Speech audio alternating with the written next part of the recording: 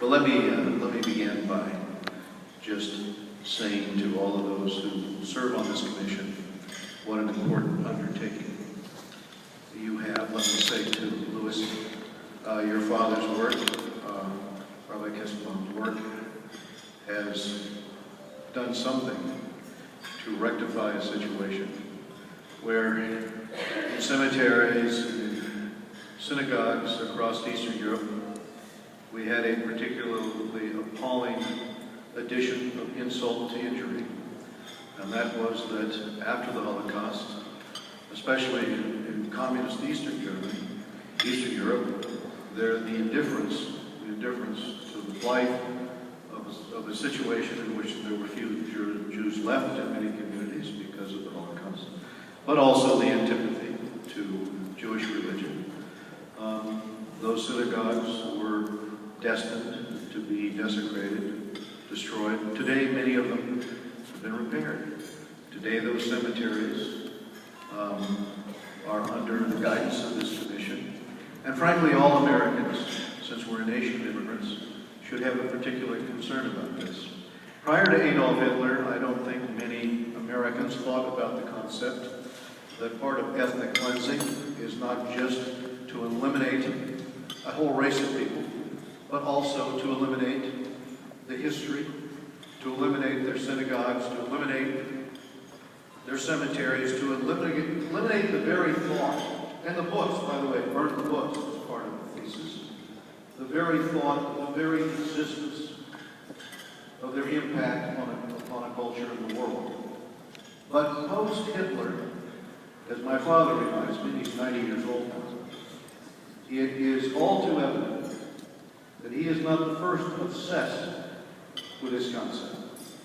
As he tells me, and he served with Patton's Third Army, and when Dachau was liberated, he had a camera. He was a forward observer, and he took photographs there. He said, when someone speaks of ethnic cleansing, there might have been some excuse in the 1930s not to believe that they were going to carry it out. But after we saw what had happened in the Holocaust, there is no excuse today to have someone on the world stage in Iran saying that he is going to exterminate 6 million Jews in the state of Israel, and to not take him at his word. We have a moral responsibility to assume that when someone calls for the annihilation of a race of people, that they mean it, and we have a responsibility to make certain that they do not obtain the weapons to do it. And I would add to that,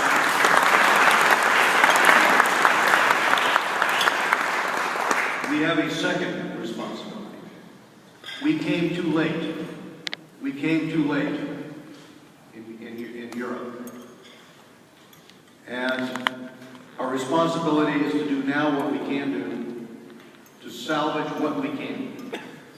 Salvage what we can of history, salvage the synagogues, salvage the cemeteries, but also make room in societies for every creed. This is our creed as Americans.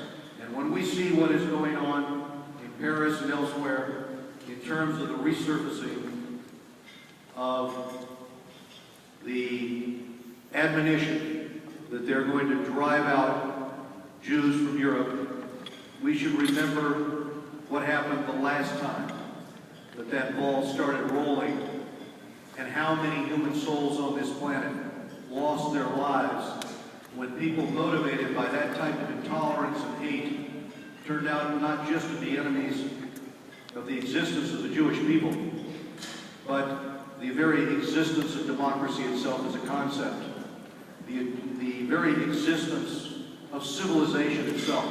And today we have a second challenge like that.